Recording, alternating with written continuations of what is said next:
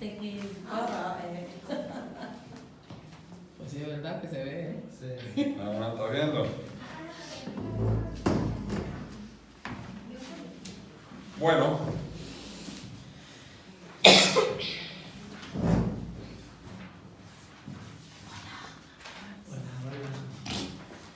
Vamos a empezar el estudio.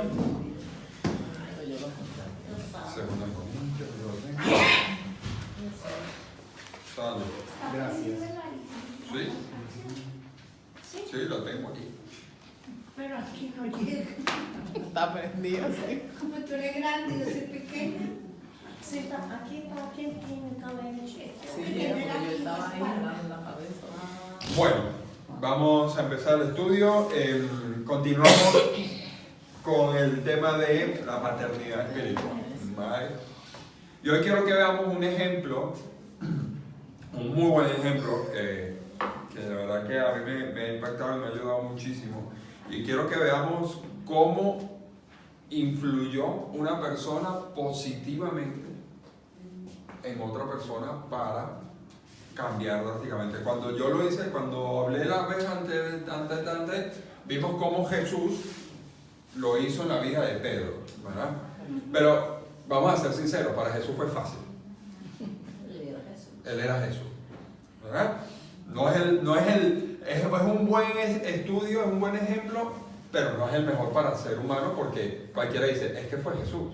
Para él es todo fácil. No era nada, ¿verdad? Para él es fácil, y vamos a ser sinceros que es así, ¿no? Pero hoy quiero que veamos el caso de una persona que muy pocas veces se menciona, se habla en las prédicas, se menciona en la Biblia, pero muy pocas veces se habla en las prédicas, y no se le da tanta importancia, pero que las 4 o 5 cosas que hizo influyó positivamente en la persona de Pablo. Y hoy quiero que veamos la historia muy resumidamente, porque no va a dar tiempo para verlo todo, pero muy resumidamente hablemos sobre la vida de Bernabé. ¿Vale? Vamos a buscar 2 Corintios, capítulo 1, versículo 3.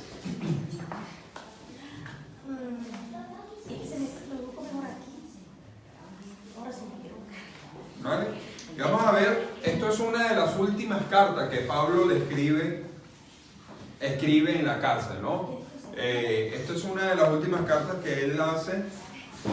Pablo escribe esta 2 carta de Corintios en respuesta a la carta que Corintios les había escrito ya anteriormente, ¿no? Entonces, esto es una carta donde vemos la diferencia entre 1 Corintios y 2 Corintios. Ya 2 Corintios se ve que la iglesia ha aprendido ciertas cosas, ¿no? Pero ese no es el punto, pero quiero que veamos cuál fue la introducción. Pablo le dice, bendito sea el Dios y Padre de nuestro Señor Jesucristo, Padre de misericordia y Dios de toda consolación, el cual nos consuela en todas nuestras tribulaciones para que podamos también nosotros consolar a los que están en cualquier tribulación por medio de la consolación con que nosotros somos consolados por Dios.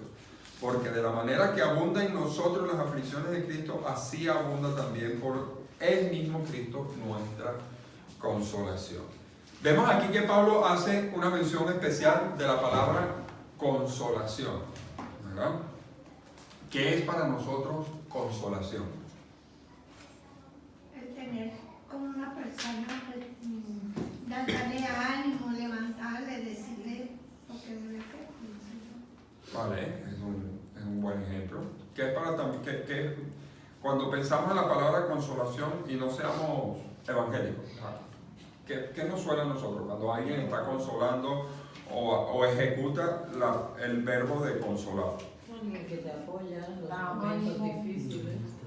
Estás triste cuando pierdes a alguien.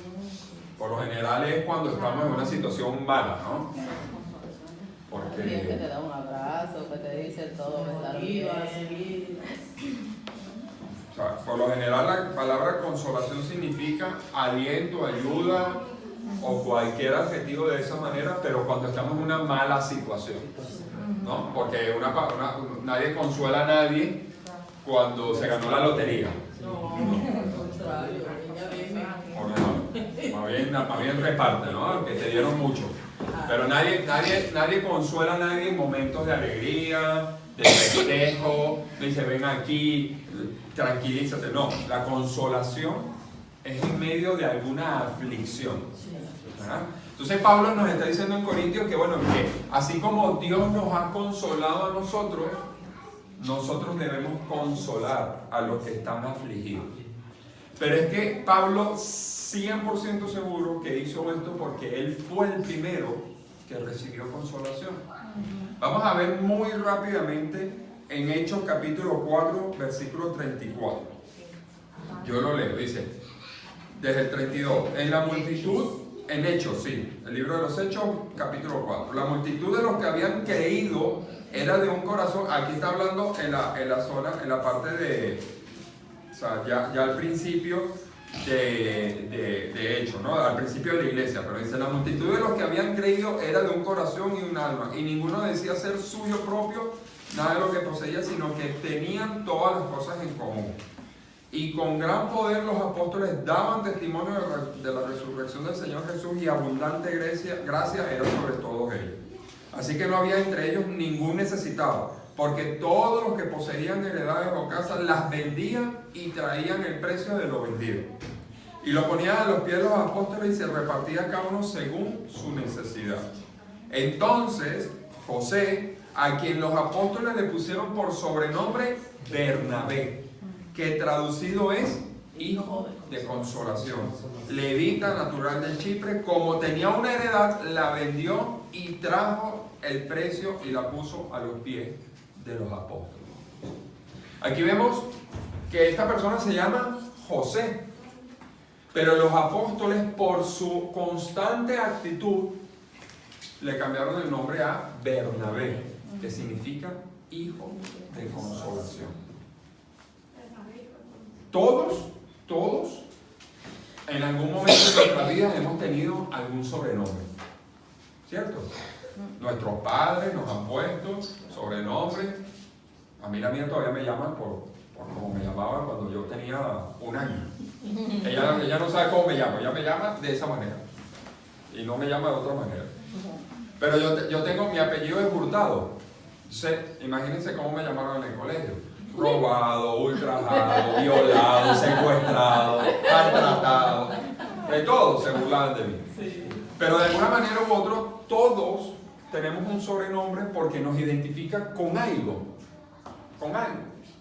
A mi suegro, por muchísimos años, y todavía lo siguen así, en un campamento que nosotros hacemos en Venezuela, o sea, sigue haciendo todavía, hay muchas personas que ni siquiera saben cómo se llama, sino que le dicen pata.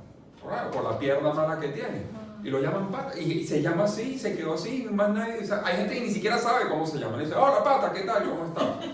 O sea, muchos de nosotros tenemos un sobrenombre que nos identifica de alguna manera u otra en cómo somos nosotros.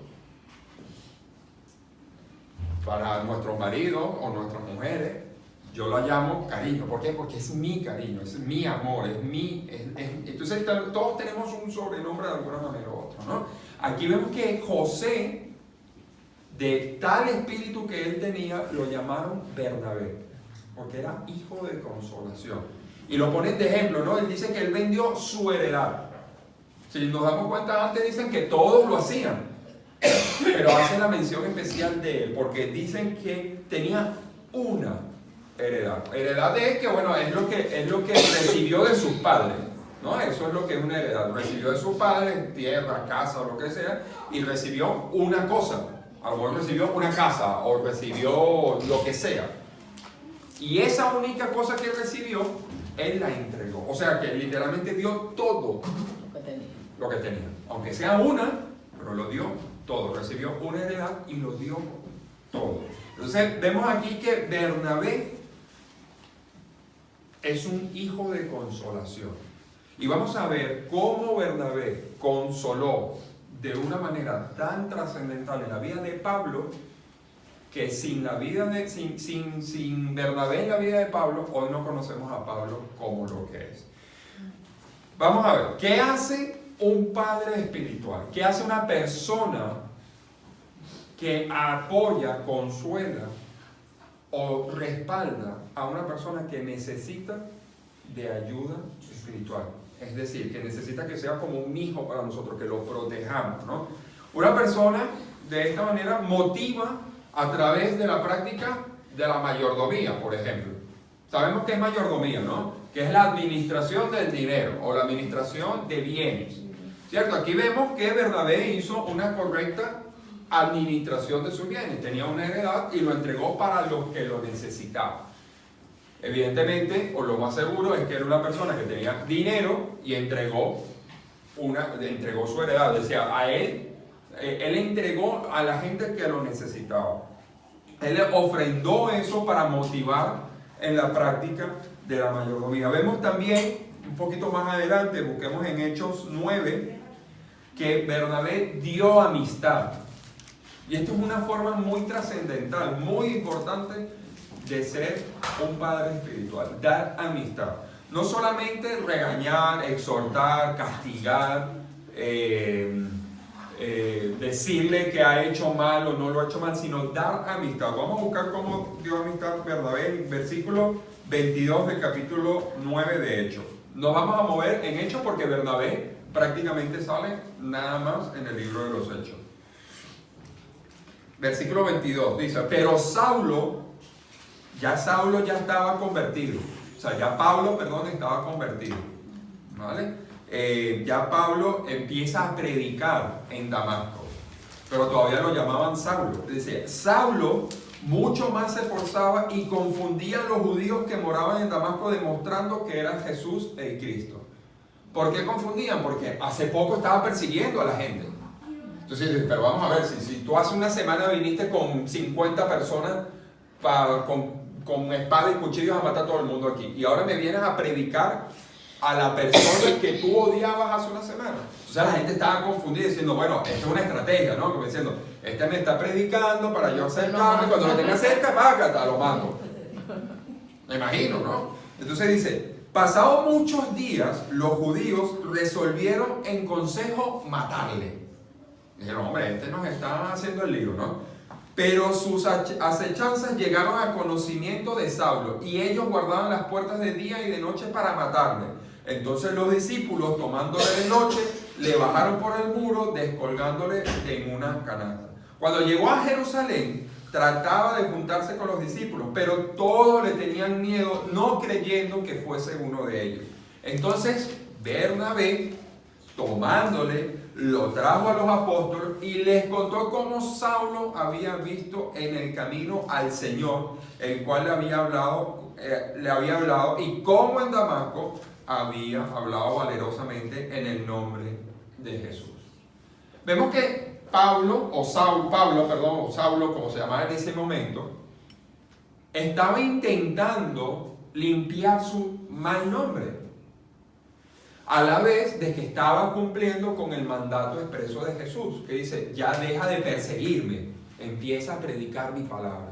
Entonces Saulo empezó inmediatamente a hacerlo. Recordemos que cuando él se queda ciego y él ve a Jesús y se queda ciego, lo llevan a Damasco. Él está allí unos días y después de allí dijo, bueno, ya estoy bien, se puso de pie y empezó inmediatamente a predicar. Pero vemos que la gente dice, no, a ver, este era el que venía a matarme, y de la nada empieza a predicar. Entonces vuelve a Jerusalén, que era de donde él venía, y en vez de decirle a la gente, mira, maté a 5 o 6 cristianos, lo que hizo fue empezar a predicar. Entonces la gente se confundía. Dice, bueno, pero yo no te mandé a que mataras a alguien, ahora vienes aquí a predicar de eso. ¿Qué hizo Bernabé? Puso su vida, porque esta gente se reunió para matarle. Lo estaban buscando de día y de noche, estaban en la puerta, lo sacaron como a ladrón, de noche en una canasta por fuera, y Bernabé puso su vida y dijo, yo doy testimonio de él. Yo lo he visto, yo he hecho esto, él ha hecho esto, él ha predicado, su conversión es real. Eso es lo que hace un padre espiritual, dar amistad, dar consolación. En este caso, Bernabé lo que hizo fue dar testimonio por Saulo. Si Bernabé en ese momento no está y no hace eso por Saulo, a Saulo ya lo tenían ahí pillado. Lo matan. Pero él dio su vida. Bernabé puso su carne, él se puso al frente, lo abrazó y le dijo, él lo conozco. Él es así. Yo muchas veces, cuando yo viajé en una oportunidad para Sevilla, y era una iglesia, es una iglesia muy grande, muy grande. Para ser aquí en España había unas 600, 700 personas, era una iglesia gigantísima aquí en España.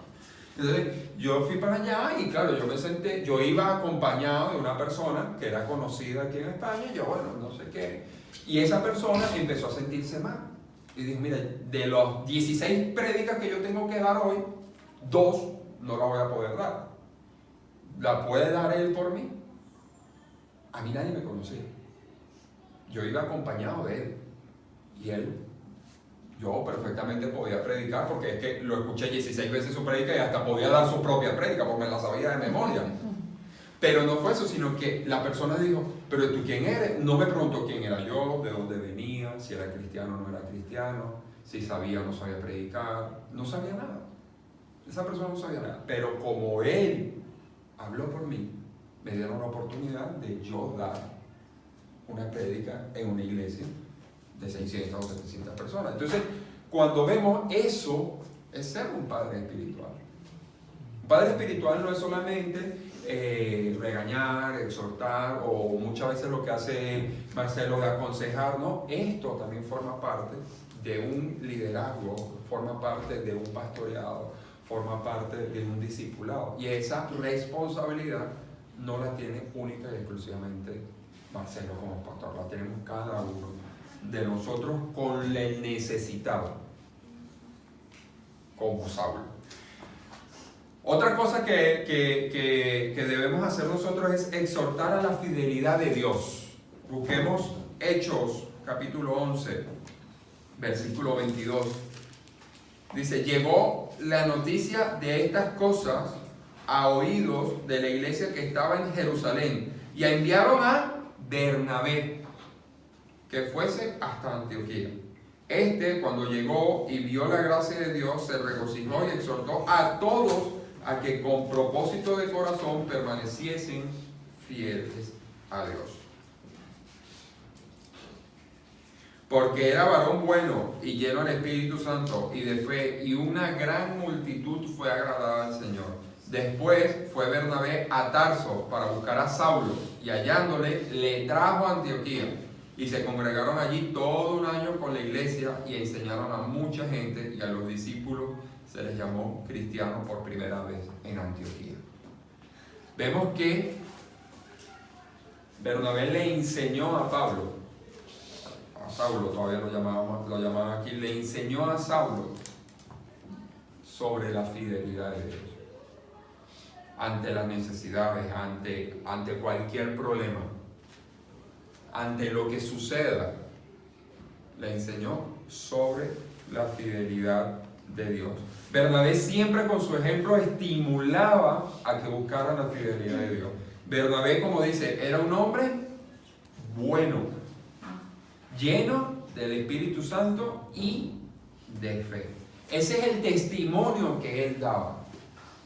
Nosotros no podemos pretender ser un padre espiritual de alguien si nosotros no damos testimonio de Dios. No podemos pretender enseñarle algo a alguien. No podemos enseñarle sobre la fe, sobre la paciencia, sobre la benignidad, sobre el amor, sobre la mansedumbre, si nosotros no lo practicamos, si nosotros no ejecutamos eso en nuestras vidas. Entonces todos queremos tener alguna responsabilidad en la iglesia, o queremos hacer algo. Todos queremos tener una actividad, queremos hacer algo. Pero hasta lo más básico y elemental, como estar en la puerta y saludar, necesitas exhortar a la gente sobre la fidelidad de Dios. Porque no es simplemente dar la mano, tú eres la primera persona que te ven. Y si te ven con cara de... la gente va a entrar. Claro. Y si te ven con cara de felicidad, pues bueno, a lo mejor yo estoy triste, pero por lo menos intento hacer algo distinto porque, oye, mira, hay una persona que a pesar de que me vio con cara de tristeza, me está saludando, me está diciendo, oye, mira, buenas tardes, siéntese aquí, necesita café, necesita algo, mira, le presento a esta persona, tal. Y entonces como que empiezas a tener una actitud frente a una persona necesitada. Entonces muchas veces nosotros pensamos que, pero si eso es tan sencillo como sentarse ahí, ya está. Oye, Marcelo, déjame ahí, ya está. Eso no es nada. Y muchas veces no nos damos cuenta que a lo mejor no estamos preparados para esa simple actividad. Porque cuando nosotros empezamos a hacer una actividad en la iglesia, ya nos empezamos a convertir en líderes, en ejemplos, en personas a quien alguien quiere seguir. En lo tonto o en lo sencillo, y en lo más profundo o en lo más estudiado como es estar aquí. Da igual en donde estemos. Pero cuando empezamos a hacer algún tipo de actividad, ya somos de ejemplo para alguien. Y ya somos el padre espiritual de alguien, aunque nosotros no lo sepamos. Evidentemente lo que tenemos que hacer, y no solo de palabra, es poner a Dios en primer lugar. Y no buscar la gloria propia. En Hechos capítulo 14, versículo 14,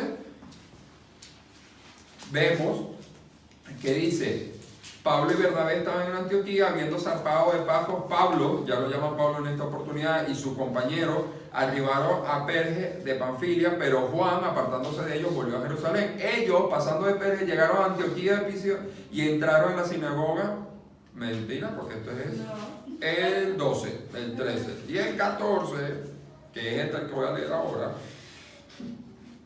Cuando lo oyeron los apóstoles, Bernabé y Pablo rasgaron sus ropas y se lanzaron entre la multitud dando voces diciendo, varones, ¿por qué hacéis esto? Nosotros también somos hombres semejantes a vosotros, que os anunciamos de estas vanidades, os convirtáis al Dios vivo que hizo el cielo y la tierra y todo lo que en ellos hay. Este es el episodio que a Pablo y a Bernabé lo llaman dioses, lo llaman Júpiter, creo, y a Pablo lo llaman Mercurio, porque esos eran los dioses de ese pueblo donde estaban ellos. Dice, entonces, como hablaban tan bien y hablaban tan bonito y persuadían de una manera increíble, lo llamaron dioses. Y ellos rasgaron su vestido como actitud de desagrado, diciendo, no, yo no vine aquí a que ustedes me vieran a mí. Yo vine aquí para que ustedes vieran al Dios vivo. Hermanos, es muy fácil aquí hablar, ponerse muy bonito, tocar el piano, cantar y empezar a darle las manos a todo el mundo, sí, yo te ayudo. Y eso nos llena a nosotros de gloria, de vanagloria, de orgullo. Hombre, sí. Y a mí, yo llego aquí, cuando yo llego, no, Ana se tira al suelo y me da el café que yo quiero. Eso a mí me encanta. Yo lo disfruto. Es más, yo voy para allá para que Ana nada más se doble las rodillas para mi café. Eso es muy fácil. Sentir tener ese sentimiento, esa emoción, esa vanagloria, es muy fácil. Pero es que a mí no me importa. O no debería importarme eso. Lo primero que yo estoy aquí es para enseñar de Dios. Y si yo enseño de mí, entonces ya no estoy haciendo mi trabajo. Pablo aprendió eso de Bernabé. Dios en primer lugar. Dios en primer lugar. Si nosotros, como padres espirituales, estamos diciéndole, no, pero mira, tú cuando estés tocando el piano, tú te pones así, ¿vale? Te bajas un poquito el jersey y haces esta nota, porque musicalmente hay notas que llaman la atención. Tú haces estas notas y tú vas a ver que tienes a toditas aquí en tus manos. A toditas las mujeres las tienes aquí en tus manos. Eso es muy fácil de enseñar. Es muy fácil hacerlo. Entonces, aunque suene lógico y aunque suene evidente, lo primero que nosotros tenemos que hacer es enseñarle a la persona que el primer lugar lo tiene Dios.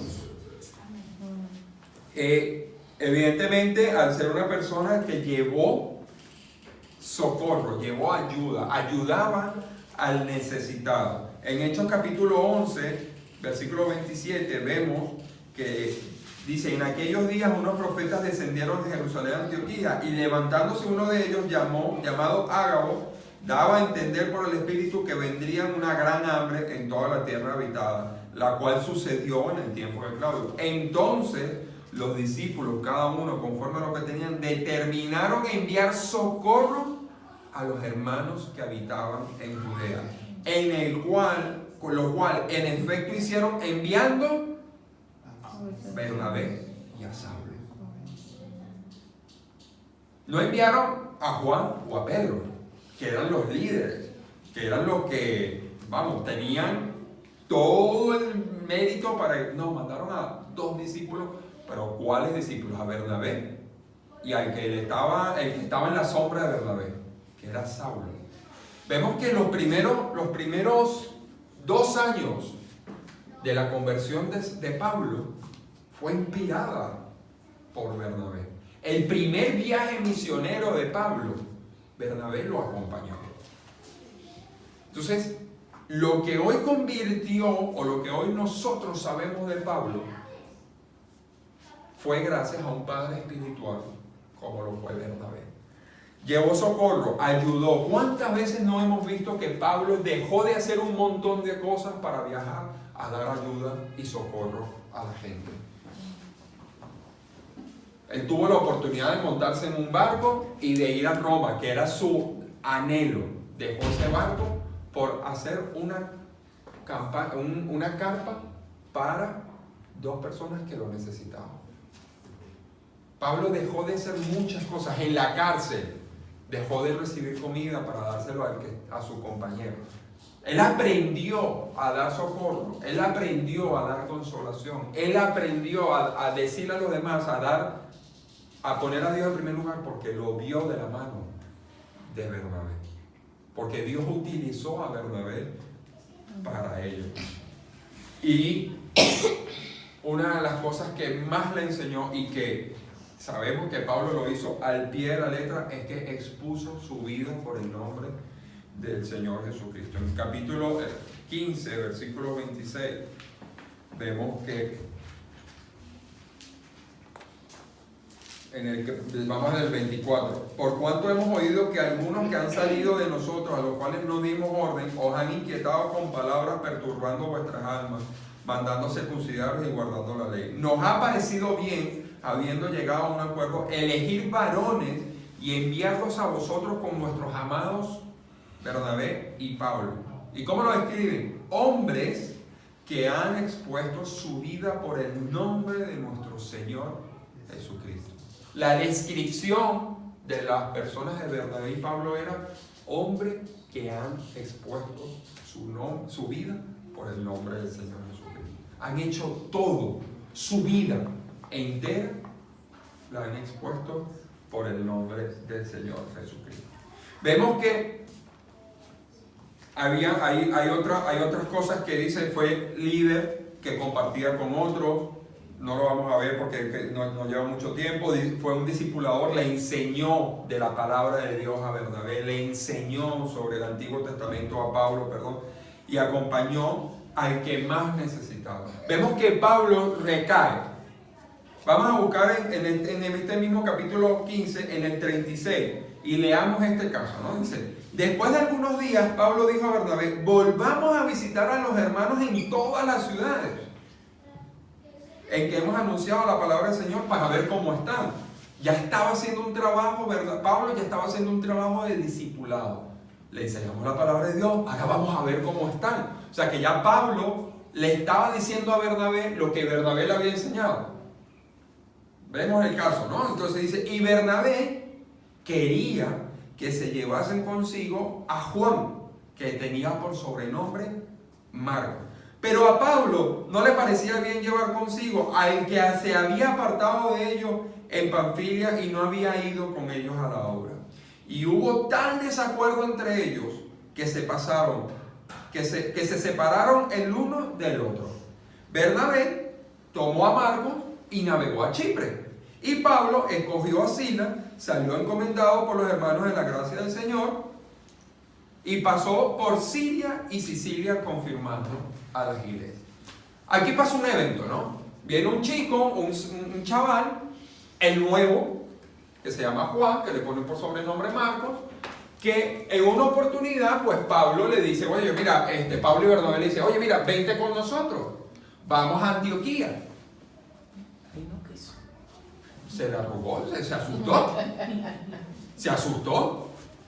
Marcos se asustó, porque él sabía lo que estaba pasando en esa ciudad y no quiso. Se asustó. Y se echó para atrás. Pablo y Bernabé se fueron y dejaron aquí. Entonces Bernabé le vuelve a decir, hey, ya estamos más estables, ¿verdad? Ya vamos a ciudades que ya hay cristianos. Oye, vamos a llevar a Marcos. Vamos a llevarlo. Y Pablo dijo, no, ¿qué te pasa? Ya claro, ya Pablo estaba en un nivel Al igual que Bernabé. que Bernabé, ¿no? Ya Pablo era Pablo. Ya Pablo había hecho su primer viaje misionero y ya Pablo era conocido. Ya Pablo escribía cartas. O sea, que ya Pablo era un todoterreno. Le dijo, no, ¿qué va? ¿Qué va a estar yo con este chaval que me va a estar retrasando? Porque me va a preguntar 50 millones de cosas. No tengo tiempo para eso. Me llevo a Silas, que ya sabe cómo trabajo, y vamos para allá. Y Bernabé dijo, vale, lo que hice contigo, ahora lo voy a hacer con Marcos. Y Pablo dijo, bueno, haz lo que te da la gana. Me voy. Y se separaron. Yo me imagino que así habrá sido la historia. Lo que te da la gana. Vete tú por allá. Me voy. Y como no había WhatsApp para pedirse perdón, pues se pasaron como 50 días sin saber uno del otro. Pero se separaron. Porque dice, fue tal el desacuerdo que cada uno cogió su rumbo. O sea, se pelearon, se separaron, discutieron, se divorciaron. Cualquier palabra que queramos utilizar, pero hubo una bronca bien fuerte. Se separaron. Entonces Bernabé dijo, bueno, sí, Marco, vete tú conmigo. Y cada uno. Y entonces a partir del capítulo 15, Bernabé ya no existe.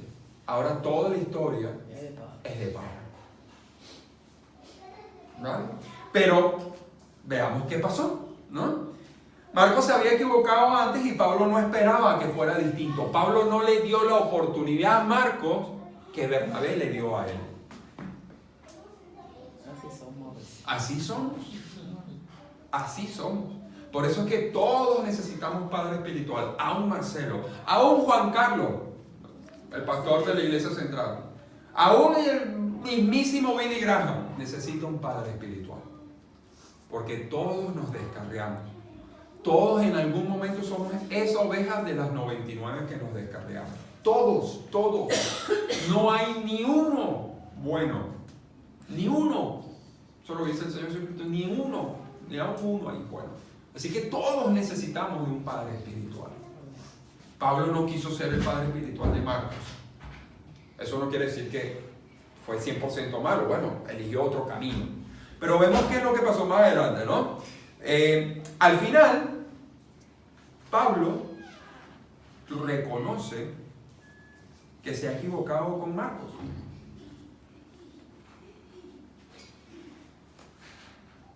Vamos a buscar Colosenses 4:10. Vemos cómo Pablo al final dijo, la he liado. No hice bien. No hice bien con Marcos. Vamos a ver algunos ejemplos que pasaron. Colosenses 4:10. ¿Cómo está mi Biblia? No consigo Colosenses. Colosenses 4:10.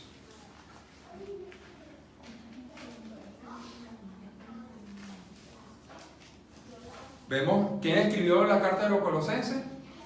¿Sabemos?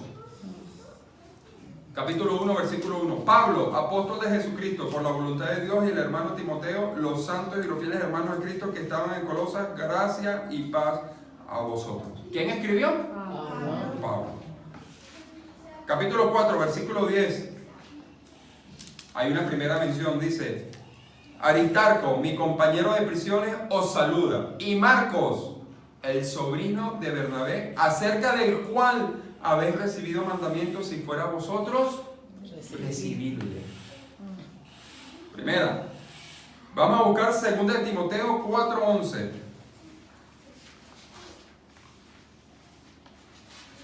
Un poquito más adelante.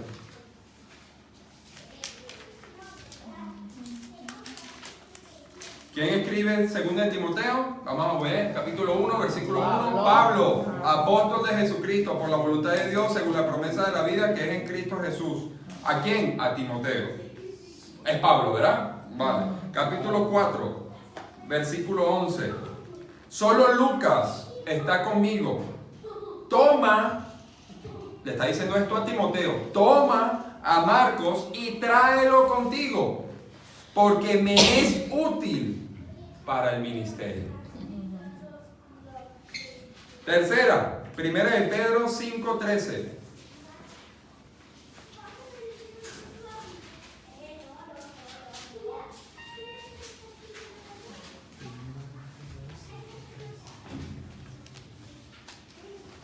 ¿Quién escribió 1 de Pedro? Capítulo 1, versículo 1. Pedro, apóstol de Jesucristo, a los expatriados de la dispersión en el Ponto, Galacia, Capadocia, Asia y Bitinia. ¿Quién escribió 1 de Pedro? Pedro. La iglesia que está en Babilonia, elegida juntamente con vosotros, y Marcos, mi hijo, os saluda. ¿Qué pasó con Marcos? ¿No era el chaval ese que la lió? Y ahora los dos más potentes de la iglesia, Pedro y Pablo, lo llaman su hijo. Le dicen que lo necesitan. ¿Qué habrá hecho Bernabé con Marcos? Lo mismo que hizo con Pablo. Tanto así que el mismo Pablo dijo, llámamelo, que ahora sí me es útil. Este es mi Cristiano Ronaldo. Oye, este es mi Messi. Para quien sea, si son del Barça o del Madrid. O sea, Pablo rechazó a Marcos y Bernabé siguió siendo hijo de consolación. Voy a hacer con Marcos lo mismo que hice contigo, y lo convirtió en Marcos. ¿Sabemos quién es Marcos? Sobrino de Bernabé, que lo llaman Marcos porque se llama Juan, el que escribió el Evangelio según Marcos. El mismo Marcos evangelista es de este Marcos del que estamos hablando. Entonces Bernabé convirtió a Marcos en lo mismo que convirtió a Pablo, por su consolación.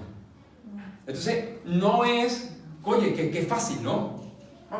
Yo, por ejemplo, yo puedo agarrar a Sarita o a Adrián de los hijos de Adriano. ¿Por qué? Porque son niños que nacieron bien educados, tienen buenos padres. No, dame esos niños. ¿Por qué? Porque es fácil. Porque a lo mejor son niños, son traviesos y todo lo que tú quieras, pero si tú les enseñas, te escuchan, saben de la palabra de Dios, y yo quiero ser maestro de ellos, es fácil. Pero Pablo no, Bernabé no. Bernabé eligió a dos personas bien difíciles. Un chaval como Juan, como Marcos, que no tenía ni la más mínima idea de lo que iba a hacer con su vida, y un perseguidor de Cristo. Una persona que ha matado al primer mártir de la historia. Eso fue lo que hizo. Eso es lo que hace un padre espiritual. Eso es lo que hace un buen líder a su gente. Volvamos a leer el versículo que leímos al principio, que es 1 Corintios 1, del 3 al 5. La primera. Segunda de Corintios.